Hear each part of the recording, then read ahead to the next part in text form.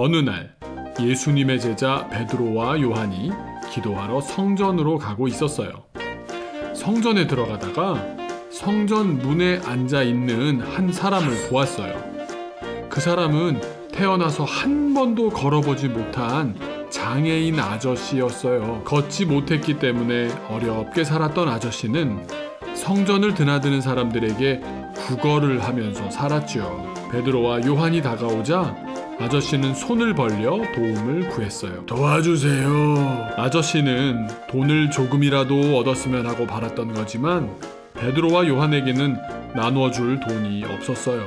우리를 바라보세요. 아저씨가 베드로와 요한을 쳐다보았어요. 베드로가 말했어요. 나에게 은이나 금 같은 돈이 될 만한 것은 없지만 세상 가장 소중한 것을 나눠줄게요. 아저씨는 눈이 엄청 커졌어요. 과연 무엇을 주시려나 기대했으니깐요. 베드로가 말했어요. 예수 그리스도의 이름으로 일어나 걸으라. 베드로가 덥석 아저씨의 오른손을 잡아서 일으켜 세웠어요. 일어날 수 있었을까요? 자기도 모르게 발과 발목에 힘이 생겨서 벌떡 일어나게 된 아저씨는 너무나 기뻐서 어쩔 줄을 몰랐어요. 생각하지도 상상하지도 꿈도 꾸지 못했던 가장 좋은 것을 받았으니까요. 너무 기뻐서 베드로와 요한의 뒤를 따라 성전으로 들어가면서 걷기도 하고 뛰기도 하고 하나님을 크게 찬양했어요. 성전에 기도하러 왔던 많은 사람들이 이 모습을 보고 모두 몰려왔어요. 아니 저 사람은 성전문 앞에 앉아가지고 한 푼 줍쇼 구걸하던 바로 그 안전뱅이 아닌가? 맞아, 그 사람인데 도대체 어떻게 된 일이지? 여기서 수근수근 저기서 웅성웅성 사람들이 놀라워했어요. 아저씨가 베드로와 요한을 뒤따라오면서 소리쳤어요. 이분들이 내 다리를 고쳐주셨어요! 사람들이 베드로와 요한을 보기 위해 모여들었어요. 베드로가 사람들에게 말했지요. 우리들이 저 아저씨를 고친 것이 아닙니다. 우리들은 여러분과 똑같은 사람입니다.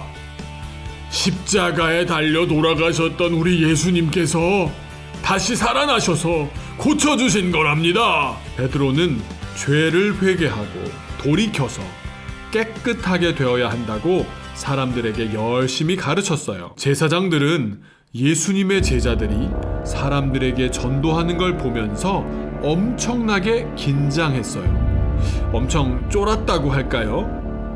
사실 예수님을 죽인 사람들은 다름 아닌 바로 자기들인데 그렇게 죽인 예수님의 제자들이 전하기를 예수님께서 죽었다가 다시 살아나셨다고, 또 제자들을 통해서 아직도 아픈 사람을 고쳐주신다고 하니까 무섭고 두렵기까지 했어요.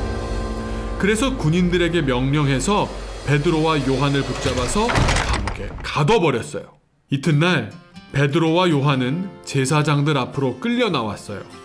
나쁜 제사장들과 성전에서 일하는 사람들이 물었어요. 도대체 누구를 전하는 것이냐? 누가 시켰느냐?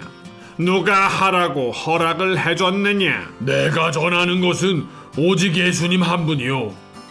당신들이 죽인 예수님께서 못 걷던 분을 고쳐주신 것이요. 베드로는 용감하게 말했어요.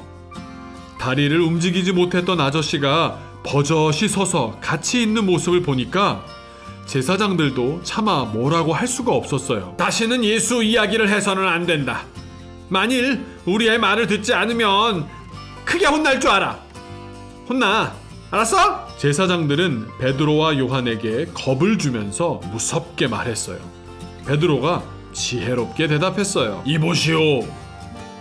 내가 지금 하나님 앞에 서 있는데 당신들 말을 듣겠소? 아니면 하나님 말을 듣겠소? 우리는 오직 하나님의 말씀에 순종할 뿐이요. 베드로는 공부를 많이 한 사람은 아니었지만 하나님께서 주신 지혜로 똑똑하고 잘난 수많은 사람들 앞에서도 조금도 떨지 않고 조리 있게 말할 수 있었어요.